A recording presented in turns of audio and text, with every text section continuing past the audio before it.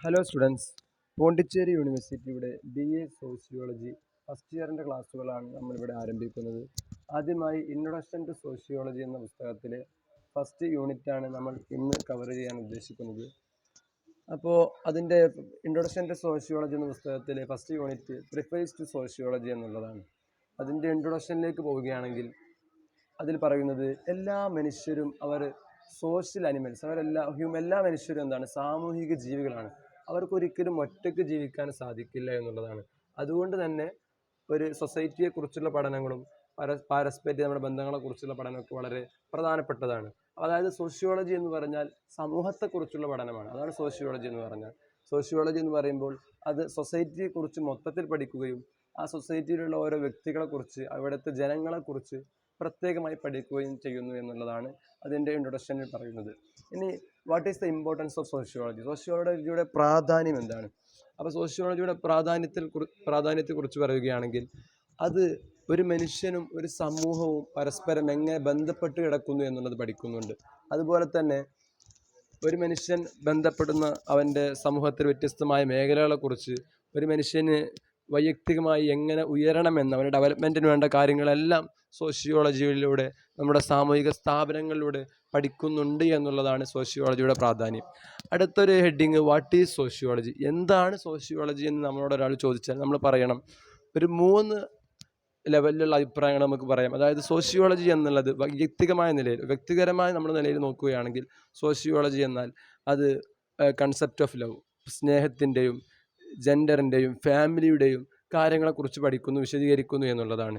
ഇനി സോഷ്യോളജി നമുക്കൊരു സൊസൈറ്റി ലെവലിൽ, ഒരു സാമൂഹിക തലത്തിലേക്ക് എടുത്തു നോക്കുമ്പോൾ അത് സൊസൈറ്റിയിലുള്ള ഓരോ പ്രശ്നങ്ങളെ, സാമൂഹികപരമായ അന്തരങ്ങളെ, അതുപോലെ പണത്തിൻ്റെ അനീതിപരമായ ഡിസ്ട്രിബ്യൂഷനെ കുറിച്ചൊക്കെ സോഷ്യോളജി പഠിക്കുന്നുണ്ട്. ഇനി ആഗോളതലത്തിൽ നോക്കുമ്പോൾ സോഷ്യോളജി നമ്മുടെ പോപ്പുലേഷൻ, ജനസംഖ്യാനുപാതത്തെക്കുറിച്ചും മൈഗ്രേഷൻ, യുദ്ധങ്ങൾ, സാമ്പത്തിക ഘടന, ഇതെല്ലാം സോഷ്യോളജി ചർച്ച ചെയ്യുന്നുണ്ട്. അടുത്തത് ഇതിൻ്റെ ഒരു ഡെഫിനിഷൻ, വാട്ട് ഈസ് അതിൻ്റെ മീനിങ്ങും ആൻഡ് ഡെഫിനിഷൻ ഓഫ് സോഷ്യോളജി പറയുകയാണെങ്കിൽ ലാറ്റിൻ വേർഡായ സോഷ്യസ് എന്ന വേർഡിൽ നിന്നാണ് ഇത് ഉത്ഭവിക്കുന്നത്. അതുപോലെ ഗ്രീക്ക് വേർഡായ ലോഗോസ്, ഇത് രണ്ടും കൂടി ചേർന്നിട്ടാണ് സോഷ്യോളജി എന്നൊരു ടേം രൂപപ്പെടുന്നത്. അപ്പോൾ ഓരോ സോഷ്യോളജിസ്റ്റുകളും അവർക്കനുസരിച്ചുകൊണ്ട് അവർ വ്യത്യസ്തമായ കാഴ്ചപ്പാടുകൾ സോഷ്യോളജിയെക്കുറിച്ച് പറയുന്നുണ്ട്. അപ്പോൾ അതിൽ പ്രധാനമായും അഗസ്റ്റി കോംറ്റ് പറയുന്നത് സോഷ്യോളജി എന്ന് പറഞ്ഞാൽ അത് ഒരു സയൻസ് ഓഫ് സോഷ്യൽ ഫിനോമിന, സാമൂഹിക പ്രതിഭാസത്തിൻ്റെ ഒരു സയൻസ്, ഒരു ശാസ്ത്രമാണെന്നാണ് പറയുന്നത്. എന്നാൽ കിങ്സ്ലി ഡേവിസ് പറയുന്നത് സോഷ്യോളജി എന്ന് പറഞ്ഞാൽ സൊസൈറ്റിയെ മൊത്തത്തിൽ പഠിക്കുന്ന ഒരു ശാസ്ത്രശാഖയാണ്.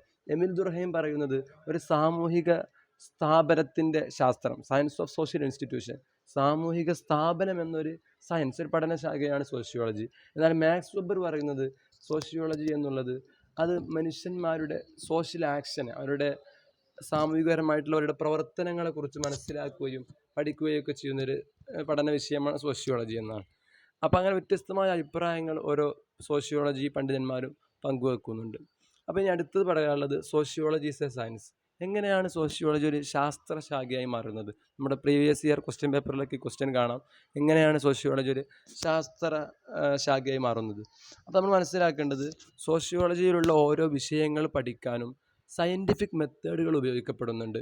ഇപ്പോൾ നമ്മളൊരു സമൂഹത്തെക്കുറിച്ച് പഠിക്കുമ്പോൾ കേസ് സ്റ്റഡിയിലൂടെ, അല്ലെങ്കിൽ ഒബ്സർവേഷൻ മെത്തേഡിലൂടെ, സ്റ്റാറ്റിസ്റ്റിക്കൽ മെത്തേഡിലൂടെയൊക്കെയാണ് പഠിക്കുക. അപ്പോൾ ഇത്തരത്തിലുള്ള സയൻറ്റിഫിക് മെത്തേഡ് ഉപയോഗിച്ചിട്ടാണ് സോഷ്യോളജിക്കുള്ളിലെ ഓരോ കാര്യങ്ങളും പഠിക്കുന്നത്. അതുകൊണ്ട് തന്നെ സോഷ്യോളജി എന്താണ്? ഒരു സയൻസ്, ഒരു ശാസ്ത്രം കൂടിയാണ്. സോഷ്യോളജി ഈസ് എ സയൻസ് എന്ന് നമുക്ക് പറയാൻ സാധിക്കും. അപ്പോൾ ഇനി 2 തരത്തിലുള്ള ഒബ്സർവേഷനാണ് സോഷ്യോളജിയിലുള്ളത്. ഒന്ന് പാർട്ടിസിപ്പൻ്റ് ഒബ്സർവേഷൻ, മറ്റൊന്ന് none participant observation. Participant observation എന്ന് പറഞ്ഞാൽ നമ്മളൊരു സൊസൈറ്റി, ആ സൊസൈറ്റിക്കുള്ളിൽ നിന്നുകൊണ്ട് പഠിക്കുമ്പോൾ അതിന് പാർട്ടിസിപ്പൻ്റ് ഒബ്സർവേഷൻ എന്ന് പറയും. ഇനി നൺ പാർട്ടിസിപ്പൻ്റ് ഒബ്സർവേഷൻ, നമ്മൾ മറ്റൊരു സമൂഹത്തെ ആ സമൂഹത്തിൻ്റെ പുറത്തു നിന്നൊരു വ്യക്തി മറ്റൊരു സമൂഹത്തെക്കുറിച്ച് പഠിക്കുമ്പോൾ അതിന് നൺ പാർട്ടിസിപ്പൻ്റ് ഒബ്സർവേഷൻ എന്ന് പറയും. ഇനി സയൻറ്റിഫിക് ഒബ്സർവേഷൻ്റെ പ്രത്യേകതകളെക്കുറിച്ച് പറയുകയാണെങ്കിൽ അത് നമുക്ക് വളരെ സിമ്പിളായി മനസ്സിലാക്കാവുന്ന 5 പ്രത്യേകതകളാണുള്ളത്. ഒന്നാമതായിട്ട് സയൻറ്റിഫിക് ഒബ്സർവേഷനിലൂടെ വരുന്ന പഠനങ്ങളൊക്കെ വളരെ ആക്യുറേറ്റ്, അത് വളരെ കൃത്യമായിരിക്കും. അവിടെ മറ്റൊരു ഇമാജിനേഷൻ ഒരു സ്ഥാനം ഉണ്ടായിരിക്കില്ല. രണ്ടാമത്തെ പ്രത്യേകത എന്ന് പറഞ്ഞാൽ ഈ സയൻറ്റിഫിക് ഒബ്സർവേഷൻ എന്ന് പറഞ്ഞാൽ അത് വളരെ കൃത്യമായിരിക്കും. അതിൻ്റെ ഡാറ്റാസ്, നമ്പേഴ്സൊക്കെ ആയിട്ട് വളരെ കൃത്യമായിരിക്കും. മൂന്നാമത്തത് വളരെ സിസ്റ്റമാറ്റിക് ആയിരിക്കും. നാലാമത്തത് ഇത്തരത്തിലുള്ള ഒരു പഠനം, ഇത്തരത്തിലുള്ള സയൻറ്റിഫിക് ഒബ്സർവേഷൻ എന്ന് പറഞ്ഞാൽ അത് വളരെ അത്യാവശ്യം നല്ല ക്വാളിറ്റിയുള്ള റെക്കോർഡ് ചെയ്യപ്പെട്ട നല്ല ക്വാളിറ്റിയുള്ള ഒരു പഠനമായിരിക്കും ഒരു സയൻറ്റിഫിക് റിസർച്ച്. അഞ്ചാമതായിട്ട് പറയുന്നത് അത് വളരെ വസ്തുനിഷ്ഠമായിരിക്കും. അതായത് നമ്മുടെ മറ്റുള്ളവരുടെ അഭിപ്രായങ്ങളോ അല്ലെങ്കിൽ അതൊന്നും നോക്കാതെ വളരെ വസ്തുനിഷ്ഠമായ ബയാസ് ഇല്ലാത്ത പഠനമായിരിക്കും. അപ്പോൾ ഇത്തരത്തിലുള്ള 5 ഫാക്ടറുകളാണ് സയൻറ്റിഫിക് ഒബ്സർവേഷൻ ഉള്ളത്. അടുത്തത് ഒരു സയൻറ്റിഫിക് മെത്തേഡിൻ്റെ വ്യത്യസ്തമായ ഘട്ടങ്ങൾ എന്തൊക്കെയാണ്? അതായത് നമ്മളൊരു പഠനം നടത്തുമ്പോൾ അതിൽ വരുന്ന വ്യത്യസ്തമായ ഘട്ടങ്ങൾ. അതിൻ്റെ ആദ്യ ഘട്ടം എന്ന് പറഞ്ഞാൽ ഒരു വിഷയത്തെക്കുറിച്ച് പഠിക്കുമ്പോൾ അതിനാദ്യം ഒരു സയൻറ്റിഫിക്കായ ഒബ്സർവേഷൻ വേണ്ടി വരും, ഡാറ്റ കളക്ഷനും മറ്റു കാര്യങ്ങളൊക്കെ. രണ്ടാമത്തെ സ്റ്റേജിൽ വരുന്നത് നമ്മൾ ആ പഠിക്കുന്ന വിഷയത്തിന് ഒരു ഡെഫിനിഷൻ, എന്താണ് പ്രോബ്ലം, നമ്മൾ എന്ത് വിഷയത്തെക്കുറിച്ചാണ് പഠിക്കുന്നതെന്ന് ഡിഫൈൻ ചെയ്യേണ്ടി വരും. മൂന്നാമതായി അതിന് റിവ്യൂ, നമ്മൾ അവൈലബിളായ നമ്മുടെ സോഴ്സുകൾ വെച്ച്, നമുക്ക് അവൈലബിളായ സോഴ്സുകൾ മറ്റും വെച്ച് നമ്മളതിനെ റിവ്യൂ ചെയ്യേണ്ടി വരും, നിലവിലെ അതിൻ്റെ ഒരു അവസ്ഥ. നാലാമതായി നമ്മളൊരു ഹൈപ്പോത്തിസിസ് രൂപീകരിക്കേണ്ടി വരും. ഈ പഠനം ഇത്തരത്തിലാവും എന്നുള്ളൊരു പുതിയ ഹൈപ്പോത്തിസിസ് നമ്മൾ രൂപപ്പെടുത്തി എടുക്കേണ്ടി വരും. അഞ്ചാമതായി നമ്മൾ എക്സ്പെരിമെൻറ്റിലൂടെയും ടെസ്റ്റുകളിലൂടെയൊക്കെ ഈ ഹൈപ്പോത്തിസിസ് ശരിയാണോ എന്നൊക്കെ പരീക്ഷിച്ച് അതിൻ്റെ യാഥാർത്ഥ്യങ്ങളിലേക്ക് എത്തണം. ഇത്തരത്തിൽ 5 സ്റ്റെപ്പുകളാണ് ഒരു സയൻറ്റിഫിക് മെത്തേഡിനുണ്ടാവുക. ഇനി അടുത്തതായി പറയാനുള്ളത് സ്കോപ്പ് ഓഫ് സോഷ്യോളജി. നമ്മുടെ കഴിഞ്ഞ വർഷത്തെ ക്വസ്റ്റ്യൻ പേപ്പറിൽ അല്ലെങ്കിൽ അതിൻ്റെ മുമ്പത്തെ വർഷത്തെ ക്വസ്റ്റ്യൻ പേപ്പറിലുള്ളൊരു ചോദ്യമാണ് സ്കോപ്പ് ഓഫ് സോഷ്യോളജി. അതായത് സോഷ്യോളജിക്ക് എന്ത് സ്കോപ്പാണുള്ളത്? നമ്മൾ മനസ്സിലാക്കേണ്ടത് ഈ ഒരു സോഷ്യോളജി ഒരു ശാസ്ത്രശാഖയായി മാറുന്നത് 1925 വേൾഡ് വാർ 1 അവസാനിച്ചതിന് ശേഷമാണ്. ഇത് പഠിപ്പിക്കാനൊക്കെ തുടങ്ങുന്നത്. അങ്ങനെ നമ്മൾ മനസ്സിലാക്കേണ്ടത് സോഷ്യോളജിയുടെ സ്കോപ്പ് എന്ന് പറഞ്ഞാൽ വളരെ വിശാലമാണ്. വ്യത്യസ്തമായ മേഖലകളെക്കുറിച്ച് അത് പഠിക്കുന്നുണ്ട്. അപ്പോൾ അത് മനസ്സിലാക്കാൻ വളരെ സിമ്പിളായി പറഞ്ഞാൽ 2 തരത്തിലുള്ള സ്കൂൾ ഓഫ് തോട്ടുകൾ രൂപപ്പെട്ടിട്ടുണ്ട്. അതായത് സ്പെഷ്യലിസ്റ്റ് സ്കൂൾ ഓഫ് തോട്ടും അതുപോലെ സിന്തറ്റിക് സ്കൂൾ ഓഫ് തോട്ടും. അങ്ങനെ 2 തരത്തിലുള്ള ചിന്താധാരകളാണ് ഈ സ്കോപ്പ് ഓഫ് സോഷ്യോളജിക്ക് നമുക്ക് പറയാനുള്ളത്. ഒന്നാമത് മനസ്സിലാക്കേണ്ടത് എന്താണെന്ന് ചോദിച്ചാൽ അതായത് ഫോർമലിസ്റ്റിക് സ്കൂൾ ഓഫ് തോട്ട് എന്ന് പറഞ്ഞാൽ വളരെ സിമ്പിളായി മനസ്സിലാക്കാം. അതിൻ്റെ ലക്ഷ്യം എന്താണെന്ന് ചോദിച്ചാൽ, അതായത് ഫോർമലിസ്റ്റിക് സ്കൂൾ ഓഫ് തോട്ട് എന്ന് പറഞ്ഞാൽ നമ്മളൊരു സമൂഹത്തെ ഏതെങ്കിലും ഒരു ആസ്പെക്റ്റിലൂടെ, ഏതെങ്കിലും ഒരു തലത്തിലൂടെ മാത്രം നോക്കി കണ്ടുകൊണ്ട് അവരെ പഠിക്കുമ്പോൾ അതിന് സ്പെഷ്യലിസ്റ്റ് അല്ലെങ്കിൽ ഫോർമലിസ്റ്റിക് സ്കൂൾ ഓഫ് തോട്ട് എന്ന് പറയും. എന്നാൽ സിന്തറ്റിക് സ്കൂൾ ഓഫ് തോട്ട് എന്ന് പറഞ്ഞാൽ ഒരു സൊസൈറ്റിയെ അല്ലെങ്കിൽ ഒരു പഠനത്തെ, ഒരു വിഷയത്തെ നമ്മൾ എന്ത് ചെയ്യും, മൊത്തത്തിൽ പഠിക്കും. ഏതെങ്കിലും ഒരു ഭാഗത്ത് മാത്രം കേന്ദ്രീകരിക്കാതെ അതിൻ്റെ എല്ലാ ഭാഗങ്ങളും വളരെ വൈഡായ പഠനത്തിനാണ് സിന്തറ്റിക് സ്കൂൾ ഓഫ് തോട്ട് എന്ന് പറയുക. ഇനി അടുത്തതായി പറയാനുള്ളത് ഒറിജിൻ ഓഫ് സോഷ്യോളജിയാണ്. സോഷ്യോളജി എങ്ങനെയാണ് ഇങ്ങനെ ഒരു പഠനശാഖയായി രൂപപ്പെട്ടു വരുന്നത്? അപ്പോൾ അതിലാദ്യം മനസ്സിലാക്കേണ്ടത് എന്താണ്, ഈ യൂറോപ്യന്മാരും മറ്റു ഏഷ്യന്മാർ, ആഫ്രിക്കൻ അമേരിക്കൻസ്, ഇങ്ങനെയുള്ള ഈ ഭാഗത്തൊക്കെയുള്ള ആളുകൾ 17-16 നൂറ്റാണ്ടുകളിൽ ഒരുപാട് യാത്രകൾ നടത്തുകയും വ്യത്യസ്തമായ കൾച്ചറുകളെയും സിവിലൈസേഷനുകളൊക്കെ അവർ മനസ്സിലാക്കാൻ സാധിച്ചു. അപ്പം അങ്ങനെ അവർ ദൈവത്തെക്കുറിച്ചും അതുപോലെ മതങ്ങളെക്കുറിച്ചൊക്കെ വ്യത്യസ്തമായ കാഴ്ചപ്പാടുകൾ വെച്ച് പുലർത്തുകയും അതിനെയൊക്കെ അവർ ക്രിട്ടിക്കലായി ചോദ്യം ചെയ്യുകയും പഠിക്കാനൊക്കെ തുടങ്ങി. അതായത് അതിനുശേഷം പിന്നീട് വെസ്റ്റേൺ യൂറോപ്പിൽ വ്യത്യസ്തമായ സംഭവങ്ങൾ ഉണ്ടാകുന്നുണ്ടല്ലോ. അതായത് 18-19 നൂറ്റാണ്ടുകളിലായിട്ട് നമ്മൾ മനസ്സിലാക്കേണ്ടത് യൂറോപ്പിലൊക്കെ ആയിട്ട് ഇൻഡസ്ട്രിയൽ റവല്യൂഷനും മറ്റൊരുപാട് പ്രവർത്തനങ്ങൾ ഉണ്ടാകുന്നുണ്ട്. അതായത് ആളുകൾ സംഘടിച്ചുകൊണ്ട് ഒരുപാട് കാര്യങ്ങൾക്ക് ഇതിൽ പ്രതിഷേധിക്കുന്നൊക്കെ ഉണ്ട്. അപ്പോൾ ഇത്തരത്തിലുള്ള പ്രവർത്തനങ്ങളിലൂടെയൊക്കെയാണ് ഈ സോഷ്യോളജി രൂപപ്പെട്ട് വരുന്നത് എന്നാണ്. അതായത് വെസ്റ്റേൺ യൂറോപ്പിൻ്റെ പ്രത്യേകത എന്ന് പറഞ്ഞാൽ ഈ കാലഘട്ടത്തിൽ 18-19 നൂറ്റാണ്ടുകളിലായി അവിടെ സ്റ്റീം എഞ്ചിൻ്റെ കണ്ടുപിടുത്തം, മറ്റു ടെക്നോളജിയുടെ ഒരു വ്യാപനം, അപ്പോൾ അങ്ങനെയൊക്കെ സംഭവിക്കുന്നുണ്ട്. അതുപോലെ തന്നെ അപ്പോൾ ഇത്തരത്തിലുള്ള പ്രശ്നങ്ങളൊക്കെ ഉണ്ടാകുമ്പോൾ ജനങ്ങളുടെ തൊഴിൽ നഷ്ടപ്പെടുകയും അവരതിനെതിരെ പ്രതിഷേധിക്കാൻ ഒരുമിച്ച് കൂടുകയും അങ്ങനെയൊക്കെയുള്ള കാര്യങ്ങൾ സംഭവിക്കുന്നുണ്ട്. 18-ാം നൂറ്റാണ്ടാകുമ്പോഴേക്കും ബ്രിട്ടൻ ഇൻഡസ്ട്രിയൽ റവല്യൂഷൻ സംഭവിക്കുന്നു. അങ്ങനെ ലോകത്തിൻ്റെ ഒരു ഓർഡർ തന്നെ ആകെ മാറി മറിയുന്നു. മെക്കാനിക്കൽ ഇൻഡസ്ട്രീസ് വരുമ്പോൾ അവരുടെ വർക്കുകളും മറ്റും കുറഞ്ഞു വരുന്നു. അപ്പോൾ അവരതിനെതിരെ പ്രതിഷേധിക്കുന്നു. പിന്നെ വെസ്റ്റേൺ യൂറോപ്പിൽ നോക്കുകയാണെങ്കിൽ ക്യാപിറ്റലിസം 19-ാം നൂറ്റാണ്ടിൽ ഉയർന്നു വരുന്നു. അങ്ങനെ ലോകത്തിൻ്റെ മൊത്തം സ്വത്ത് കുറച്ച് ആളുകളിലേക്ക് ചുരുങ്ങുന്നു. ബാക്കിയുള്ള കുറേ ആളുകൾ വെറും പാവപ്പെട്ടവരായി, വെറും പണിക്കാരായി മാത്രം മാറുന്ന ഒരു അവസ്ഥ രൂപപ്പെട്ടു വരുന്നു. അപ്പോൾ ഇത്തരത്തിലൊക്കെ ഉള്ള ഒരുപാട് കാര്യങ്ങൾ, ഒരുപാട് ഘടകങ്ങളാണ് ഈ ഒരു സോഷ്യോളജിയെ ഒരു പഠനശാഖയാക്കി മാറ്റുന്നത് എന്നുള്ളതാണ്. അതായത് ഈ പറഞ്ഞ ക്യാപിറ്റലിസവും ഇൻഡസ്ട്രിയൽ റവല്യൂഷനും മറ്റൊരുപാട് മെഷീൻസിൻ്റെ കണ്ടുപിടുത്തവും പോപ്പുലേഷനിൽ വന്ന മാറ്റവും, ഇത്തരത്തിലുള്ള ഒരുപാട് ഘടകങ്ങൾ കൂടി ചേർന്നിട്ടാണ് ഈ സോഷ്യോളജി എന്നൊരു ശാഖ രൂപപ്പെട്ടു വരുന്നത്. ഇനി അടുത്തതായി ഡെവലപ്മെൻറ്റ് ഓഫ് സോഷ്യോളജി. പിന്നീട് എന്തൊക്കെ ഡെവലപ്മെൻറ്റ്സാണ് സോഷ്യോളജിയിൽ ഉണ്ടായതെന്ന് ചോദിച്ചാൽ, വളരെ 19-ാം നൂറ്റാണ്ട് ആയപ്പോഴേക്കും ഈ സോഷ്യോളജി ഒരു അക്കാഡമിക് ഫീൽഡിലേക്ക് മാറി. സോഷ്യോളജി എന്ന ആളുകൾ പഠിക്കാനും മറ്റുള്ളവർക്ക് പഠിപ്പിക്കാനും യൂണിവേഴ്സിറ്റികളിലൊക്കെ പഠിക്കാനുള്ള വിഷയങ്ങളായി മാറി. അങ്ങനെ ഒരു അക്കാഡമിക് ഫീൽഡിലേക്ക് സോഷ്യോളജി മാറുകയാണ് ഈ മുമ്പ് പറയപ്പെട്ട കാര്യങ്ങളിലൂടെയൊക്കെ കടന്നു വന്നതിന് ശേഷം.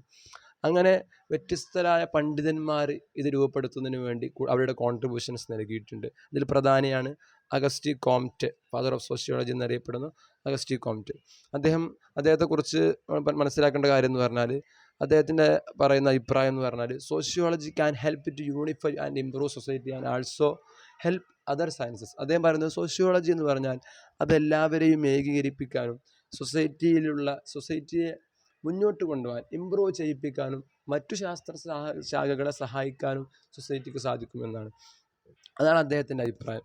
പിന്നീട് അദ്ദേഹത്തിൻ്റെ വ്യത്യസ്തമായ പുസ്തകങ്ങളുടെയും വർക്കുകളിലൂടെയൊക്കെ ആയിട്ട് 3 ആശയങ്ങളെ മുന്നോട്ട് വെക്കുന്നുണ്ട്. അദ്ദേഹം പറയുന്നത് 3 ആശയം. അതിൽ ഒന്നാമത്തെ ആശയമാണ് തിയോളജിക്കൽ സ്റ്റേജ്.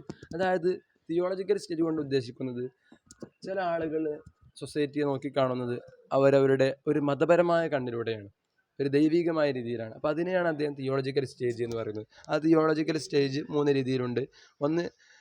അതിലൊന്നാമത്തെ രീതി എന്താണെന്ന് വെച്ചാൽ ഫെച്ചിസം. അതായത് അതിൽ പറയുന്നത് എന്താണെന്ന് വെച്ചാൽ കല്ലുകളെയും അതുപോലെ മരങ്ങളെയും മറ്റൊക്കെ ആരാധിക്കുന്ന ഇനാനിമേറ്റ് ഒബ്ജക്റ്റ്, വളരെ എന്താണ് പറയുക, അചേതന വസ്തുക്കളെ ആരാധിക്കുന്ന ഒരു വിഭാഗം ആളുകൾ. അങ്ങനെ ഒരു വിഭാഗം ആളുകളുണ്ട്. മറ്റൊരു വിഭാഗം ആളുകളാണ് പോളിത്തിസം. അവർ ബഹുദൈവ ആരാധകരാണ്, പലതിനെയും ആരാധിക്കുന്നു. മറ്റൊന്ന് മോണോത്തിസം, ഒറ്റ കൂടിന ഒരു ഏകദൈവ വിശ്വാസികൾ. അപ്പോൾ ഇതാണ് തിയോളജിക്കൽ സ്റ്റേജിൽ വരുന്നത്. അടുത്തത് മെറ്റാഫിസിക്കൽ സ്റ്റേജ് എന്ന് പറഞ്ഞാൽ വളരെ അദൃശ്യമായ കാര്യങ്ങൾ ആരാധിക്കുന്നവർ. അതായത് നമുക്ക് ഈ ലോകത്തിന് പുറത്തുള്ള വളരെ അദൃശ്യമായ കാര്യങ്ങളൊക്കെ അവർ സൂപ്പർ നാച്ചുറലായ കാര്യങ്ങളെയും മറ്റൊക്കെ ആരാധിക്കുന്നതാണ് മെറ്റാഫിസിക്കൽ സ്റ്റേജ്. മൂന്നാമത്തെ ഒരു സ്റ്റേജാണ് പോസിറ്റീവ് സ്റ്റേജ്, ഒരു സയൻറ്റിഫിക് സ്റ്റേജ്. അതായത് ഓരോ വിഷയങ്ങളെയും ശാസ്ത്രീയമായി പഠിക്കുകയും മനസ്സിലാക്കുകയും ചെയ്യുന്ന ഒരു വിഭാഗം ആളുകൾ. ഇത്തരത്തിൽ 3 രീതിയിലാണ് അദ്ദേഹം ക്ലാസിഫിക്കേഷൻ ചെയ്യുന്നത്. മറ്റൊരു വ്യക്തിത്വമാണ് കാൾ മാർക്സ് എന്നുള്ളത്.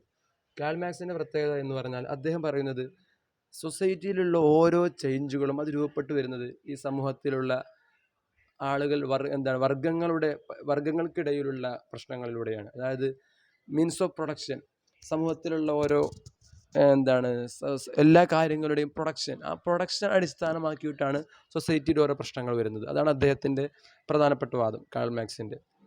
അതുപോലെ തന്നെ അദ്ദേഹം പറയുന്നതാണ് ഓരോ 2 വർഗ്ഗങ്ങൾ സൊസൈറ്റിയിലുണ്ട്. ഒരു മുതലാളിത്ത വർഗവും തൊഴിലാളിത്ത വർഗവും ഉണ്ട്. അപ്പോൾ ഇങ്ങനെയുള്ള ഈ ക്ലാസ്റ്ററുകൾ കാരണമായിട്ടാണ് സൊസൈറ്റിയിൽ പ്രശ്നങ്ങൾ ഉണ്ടാവുന്നത്, ചേഞ്ചസ് ഉണ്ടാവുന്നത് എന്നാണ് കാൾ മാർക്സ് പറയുന്നത്. മറ്റൊരു വ്യക്തിത്വമാണ് ഹെർബർട്ട് സ്പെൻസർ. അദ്ദേഹം പറയുന്നത് ഈ സോഷ്യോളജിയെക്കുറിച്ചുള്ള പഠനം എന്ന് പറഞ്ഞാൽ അത് സ്റ്റഡി ഓഫ് അദ്ദേഹം പറയുന്നത് എന്താണെന്ന് വെച്ചാൽ ഈ സോഷ്യോളജി രൂപപ്പെട്ടു വരുന്നത് വ്യത്യസ്തമായ തിയറികളിലൂടെയൊക്കെയാണ്. അതായത് അദ്ദേഹത്തിൻ്റെ ഒരു സോഷ്യോളജിക്കൽ തിയറിയുടെ അടിസ്ഥാനം എന്ന് പറയുന്നത് എവല്യൂഷണറി ഡോക്ട്രിനാണ്. അദ്ദേഹം മുന്നോട്ട് വെക്കുന്ന ഒരു തിയറി അതാണ്, എവല്യൂഷണറി ഡോക്ട്രിൻ.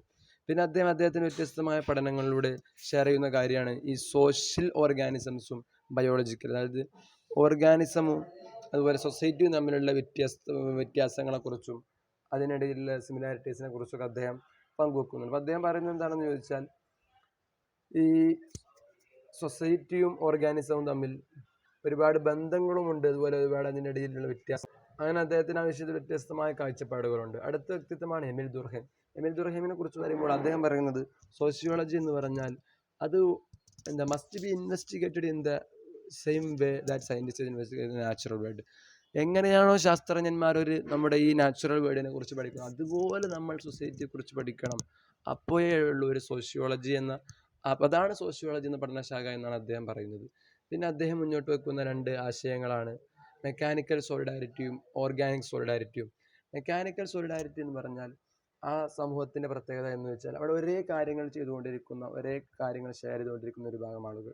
അങ്ങനെ ഒരു യൂണിറ്റ് രൂപപ്പെടുമ്പോൾ അതിന് അദ്ദേഹം മെക്കാനിക്കൽ സോളിഡാരിറ്റി എന്നും. എന്നാൽ ഓർഗാനിക് സോളിഡാരിറ്റി എന്ന് പറഞ്ഞാൽ വ്യത്യസ്തമായ കാര്യങ്ങൾ ചെയ്യുന്ന ഒരു വിഭാഗം ആളുകൾ, വ്യത്യസ്തമായ പ്രവർത്തനങ്ങളും റെസ്പോൺസിബിലിറ്റീസൊക്കെ ഉള്ള വിഭാഗം ആളുകളെ കുറിച്ചാണ് അദ്ദേഹം ഓർഗാനിക് സോളിഡാരിറ്റി എന്ന് പറയുന്നത്. അതുപോലെ അവസാനത്തെ നമ്മുടെ വ്യക്തിത്വമാണ് മാക്സ് വെബർ. മാക്സ് വെബർ പറയുന്നത് അദ്ദേഹമാണ് സോഷ്യോളജിയുടെ ഫൗണ്ടിങ് ഫിലോസഫറായി അറിയപ്പെടുന്നത്. അപ്പോൾ അദ്ദേഹം മുന്നോട്ട് വെക്കുന്നത് എന്താണെന്ന് ചോദിച്ചാൽ പണമാണ്, അതായത് മണിയാണ് നമ്മുടെ സൊസൈറ്റിയിലുള്ള നമ്മുടെ സ്ഥാനത്തെയും തീരുമാനിക്കുന്നത്. നമ്മുടെ